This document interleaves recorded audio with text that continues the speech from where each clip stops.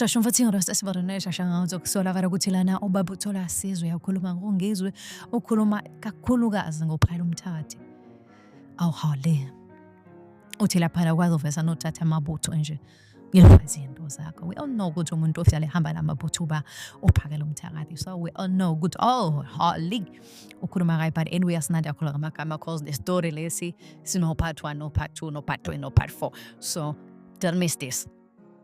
Silokuphela esinegunya lokuba nebutho.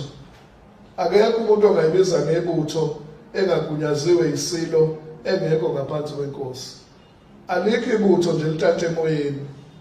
Umuntu avuka athi usebutho, usevukwa usinga, usefuna ukupakini. Unomthebe wethu kuphela.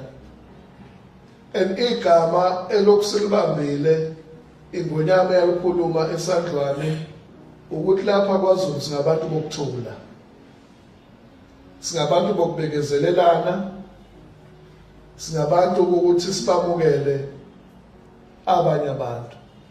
Asikaze sithi silo ayihlome.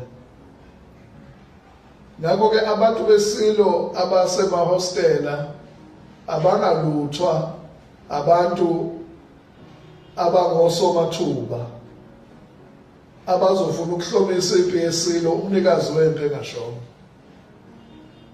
Ngakho kuba khona kweso lesilo kuzogcizelela lokho ukuthi lapha embusweni wakwaZulu kune-order yakhona.